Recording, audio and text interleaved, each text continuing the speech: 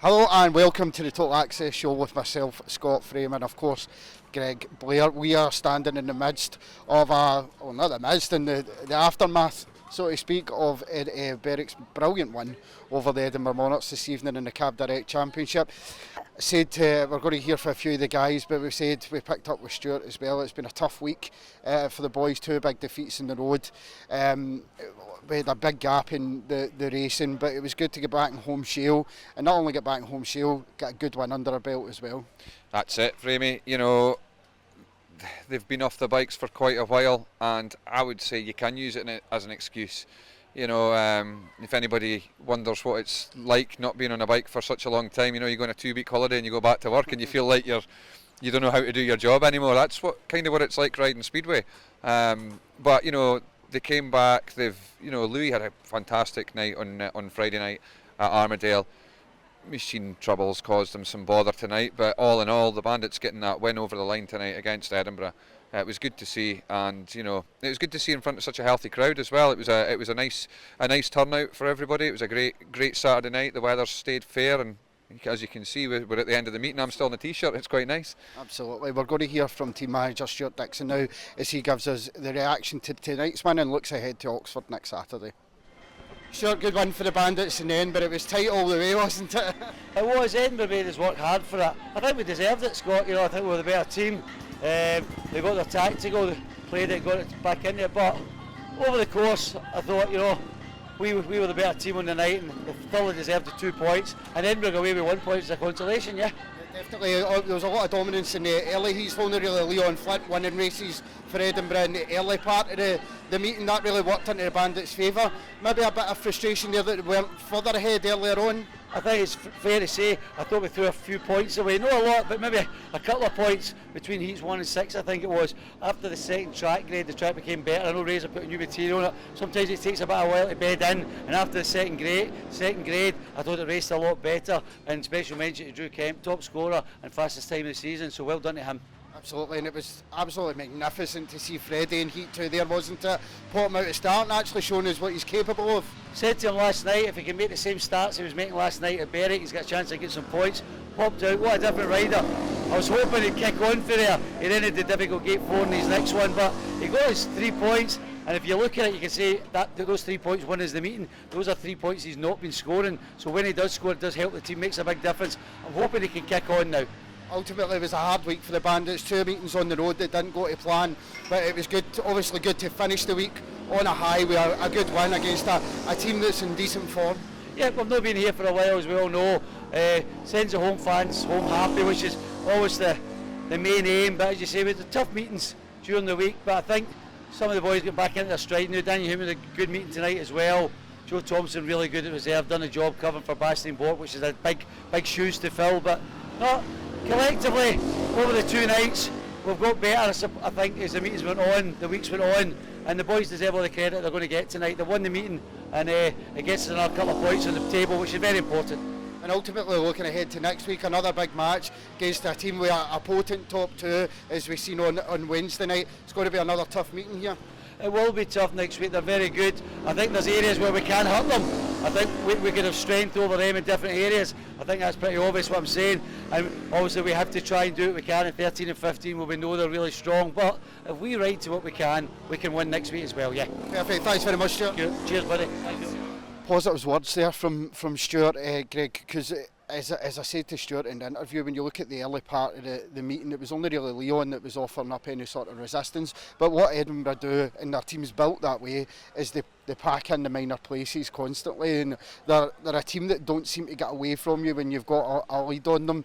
And they did that this evening. But one thing I did pick up on with Stuart as well in that early part, Freddie popping out and winning Heat 2 was the highlight of the evening for me. I mean, Drew's performance would have been right up there as well, but the highlight for me was seeing Freddie bouncing out to start and not just winning, but winning by a handy amount in the end.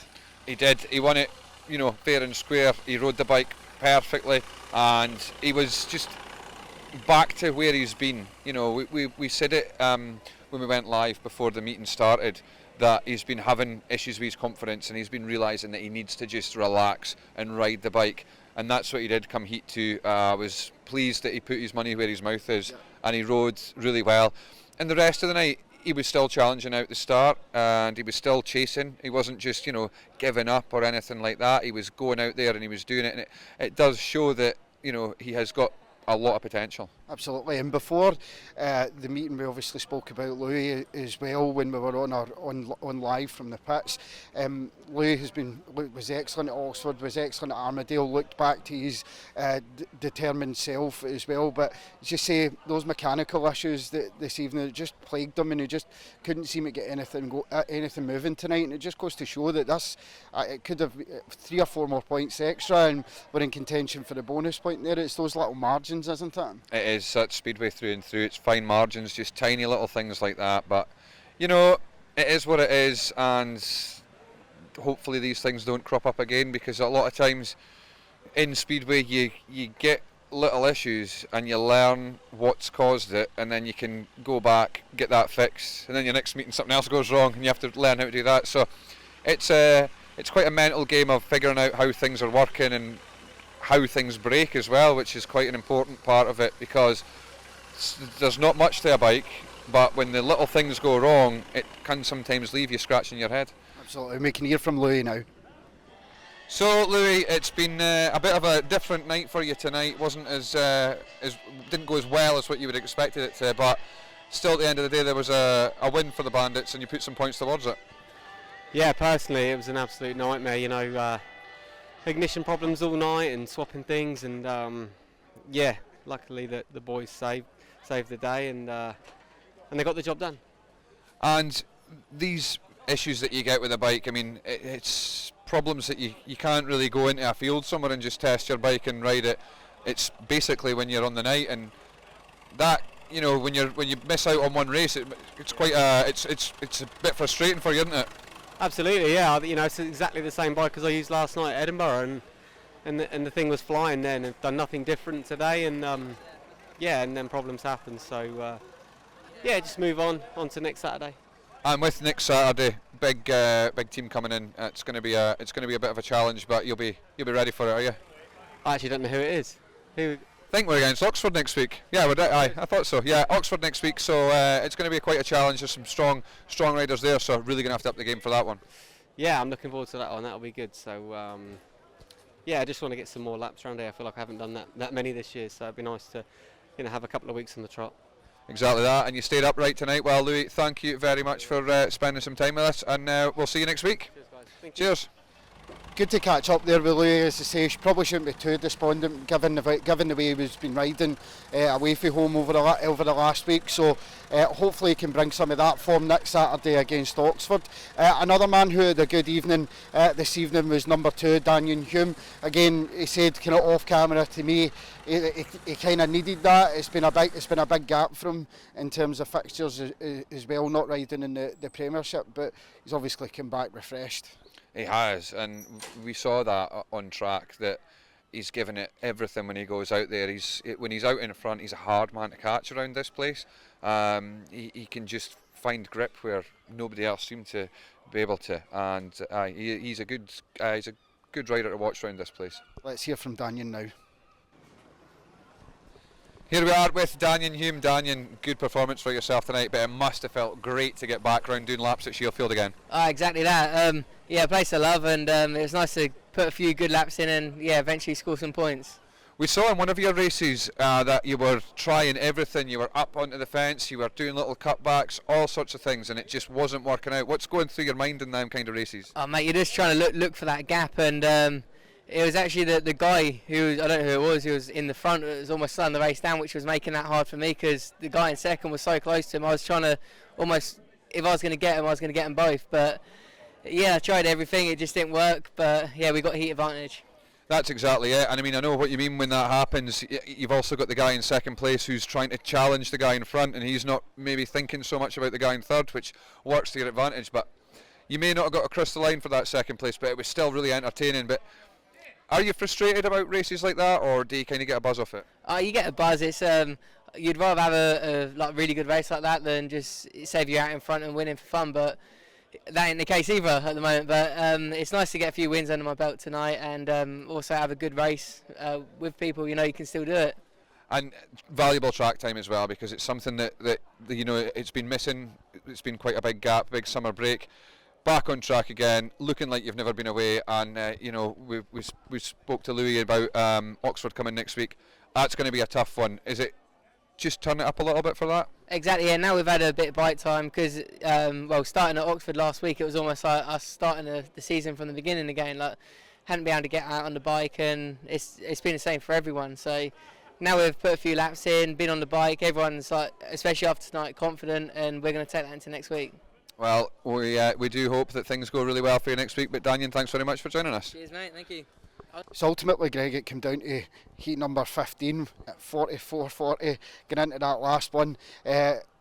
We just didn't want that lead to disappear, did we? We wanted to get that over the line. There was one man for the job really on the night, and that was Kemp, and Drew was absolutely exceptional tonight. We seen the one, I think he ended up getting beat off Leon, but it just seemed to be like he just get beaten the line. But if he had maybe one lap more, he would definitely have caught Leon. And that's not mean feat around here. We've seen how well Leon, I mean, we needed no evidence of that. He's somebody who races this place incredibly well, but for Drew, it just seems to be week after week he's just improving around here. That's it, and you know, we'll hear from him soon how well he rides this place and how much he's loving it, and to hear a rider saying that they're loving it is just brilliant. Now we can hear from Drew. So Drew, cracking night for you, and you know, apparently fastest time of the season so far tonight. Did you get told that? Well, I heard it on the tannoy.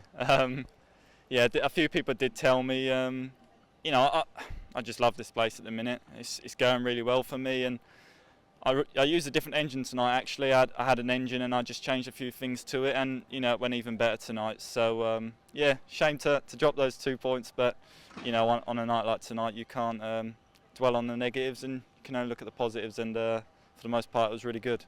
That's it. I mean, you have been absolutely flying, and this place really suits your style, the way that you're riding. I mean, I know a lot of fans at home will be wondering why you've not been having so much luck in the top league, because you're still, you know, you're going out there and you're putting 100% effort in the whole time. And is this track, I mean, before you signed for Berwick, was it a track that you enjoyed riding? It wasn't a track I disliked, but again, it to be honest, it wasn't a track I rode much at all. I think I'd ridden here 2 or 3 times in the championship before I'd signed here, and to be honest, it nearly didn't happen again this year with signing in Poland. And you know, I was sort of trying to put all my eggs in one basket with Poland, but with Poland not working out, I'm glad it hasn't in a way, and I can come here and really dominate around here. So yeah, it's getting there. Still not perfect, obviously, but you know, each week it's getting better and better and better, and I'm like I said, I'm starting to love this place. And yeah, it's like I said, just can't go wrong, can you? And you know, when you see it out on the track, you can actually tell. I mean, when you're watching a rider, when they're enjoying it, if you miss the gate, that's not all over for you, because you explore so many lines around here. I mean, you're up against the fence, or you can get it on the white line. You really do seem to have figured this place out, and you're going to need that next week, because when Oxford come into town, that's a big team to be coming here. But you'll be going all guns blazing. Of course, yeah, and I think we want to get one over on Jamie, don't we? Obviously, I'm not sure who will be supporting that night, but you know, it's going to be a good meeting for all of us. Louis had a few problems tonight, which didn't help. Danyon had a good meeting. Freddie did well tonight, so you know, we're all starting to get to grips with the track. It's a shame it's probably a little bit too late, but you know, it's Speedway. But yeah, that's one thing I've been trying to do is when I'm behind, trying to, you know, put on a good race and try and pass people, which is something I haven't been doing. And I need to put it in to other tracks. But you know, like I said, here we sort of know this place like the back of my hand now, and I'm confident enough to ride it up by the fence if I need to, and yeah, try and find the fastest line. Well, it's a pleasure to watch you out there. I know myself and all the fans watching this absolutely love seeing you riding this place. But thanks very much for joining us, Drew. No worries, appreciate it. So next week at Shieldfield Park we'll welcome the Oxford Cheetahs in the Cab Direct Championship. Now Greg, obviously it's a big match. They come with a potent top 2 in Sam Masters and Scott Nichols. Ably backed up with Cam Heaps, Jordan Jenkins. two riders who go well round Shieldfield as well, as we're going to get ran down with a tractor by the look at it. But obviously it's going to be another tough match. We know how well Sam goes around here. Scotty's obviously a very experienced rider, all told, and it's going to be another tough meeting, and we need the big boys to step up next week as well, don't we? Yeah, we do. That's it. It's going to be tough. There's no way about it. It's going to be a really, really tough meeting. But the thing is, Oxford can't come here thinking that they've already won the meeting. They'll have to dig deep, because we saw what happened to Edinburgh. Berwick got absolutely hammered, and tonight we turned it round. This place is, they talk about small tracks being trick tracks. I would say that place is a bit of a trick track as well. It's big, it can be daunting for a lot of riders, and it'll be interesting to see how the Oxford guys adapt it. But we just got to hope that it's going to be the big boys are firing for it, and it should be a great night. And they do have some excellent young talent in the team, in Luke Lean, who we've seen racing guesting for the Bandits previously, and then of course Ashton Bojan as well. Ashton's been exceptional this season. We can see such a talent that he is, and he's just. He seems to be somebody that's improving week by week for the Cheetahs as well, and he's obviously going well in the Premiership. So it's going to be exciting to see these young talents around Shieldfield as well. Yeah, I'm looking forward to watching Luke Colleen and Ashton round this place. Ashton definitely is a star of the future. He's 16 years old. He's not been on a bike for very long. Doesn't really know much about Speedway. I think it's he doesn't know his Tony Ricardson's from his Jason Crumps.